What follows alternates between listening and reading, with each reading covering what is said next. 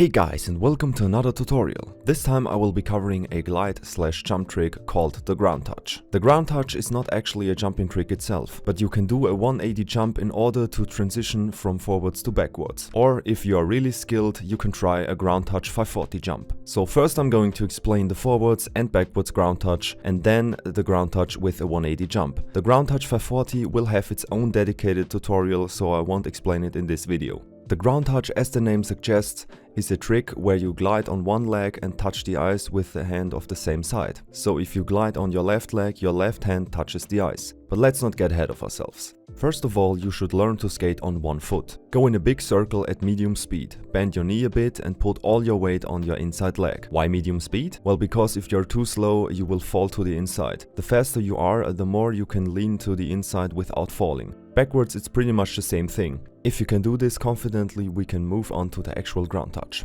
First of all, I want to talk about how your body should be positioned when doing the Groundtouch. Bend your knee even more than before. Lean forward with your upper body while also leaning a little bit to the side. Meanwhile, your other leg has to balance out your upper body so you don't crash head first into the ice. The more you lean forward, the more you have to straighten out your balancing leg. Your hand should be somewhat next to your foot. What I would recommend is that you film yourself and compare it to this picture here in order to see if your body positioning is correct. Just for comparison, here is what you don't want your Groundtouch to look like. Don't get me wrong, this technically qualifies as a Groundtouch, but in my opinion it's harder to do and looks much worse. Also, you will have a harder time doing the 180 jump with this body positioning. For the backwards version, all the rules for body positioning are the same. One thing I should mention is that skating backwards like this can feel very weird because you don't really see what's behind you. Just give it some time and eventually this weird feeling will go away. Please don't move on to the 180 jump if you don't feel confident with both the forwards and backwards Groundtouch.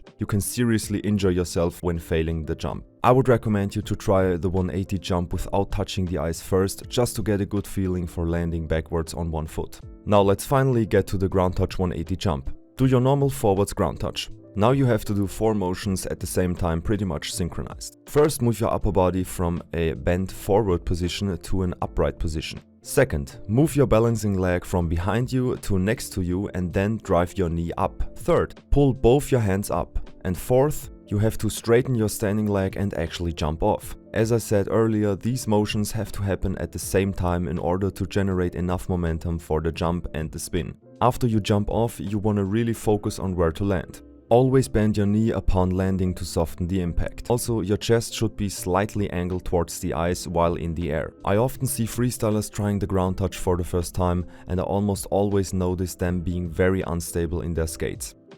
It looks somewhat like this.